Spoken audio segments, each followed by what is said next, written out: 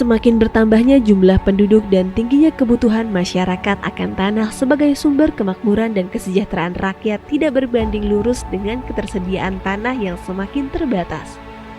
Kondisi inilah mendorong tanah memiliki nilai ekonomi yang relatif tinggi dan menjadi salah satu objek perebutan.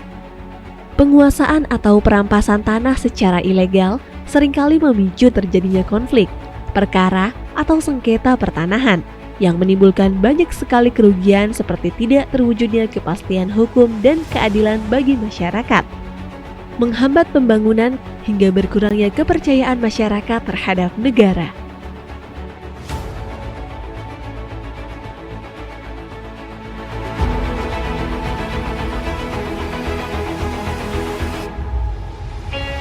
Komitmen dan upaya penyelesaian permasalahan di bidang pertanahan telah direspon Kementerian ATR BPN melalui Direktorat Jenderal Penanganan Sengketa dan Konflik Pertanahan untuk melaksanakan kebijakan di bidang penanganan dan pencegahan sengketa dan konflik serta penanganan perkara pertanahan. Untuk mendukung indeks kepastian dan perlindungan hak atas tanah aspek sosial, Direktorat Jenderal Penanganan Sengketa dan Konflik Pertanahan mempunyai rencana strategi yang dituangkan dalam 8 main goals.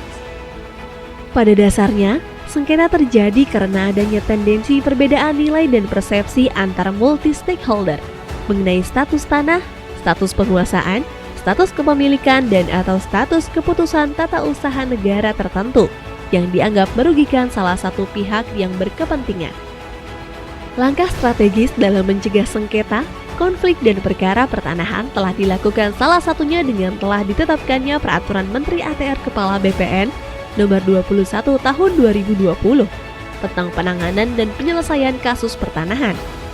Peraturan ini bertujuan meningkatkan efektivitas pelaksanaan penyelesaian kasus pertanahan, sehingga memberikan kepastian hukum guna menyelenggarakan kebijakan pertanahan. Kasus sengketa dan konflik pertanahan digolongkan menjadi 3 klasifikasi, yaitu kasus berat, yaitu kasus yang melibatkan banyak pihak, mempunyai dimensi hukum yang kompleks dan atau berpotensi menimbulkan gejolak sosial, ekonomi, politik, dan keamanan.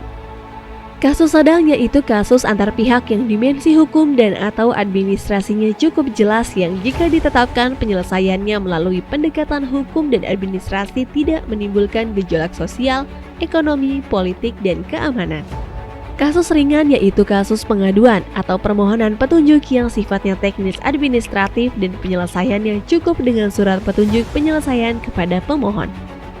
Dalam rangka penanganan sengketa dan konflik pertanahan yang berkualitas, terdapat 7 tahapan penanganan kasus pertanahan.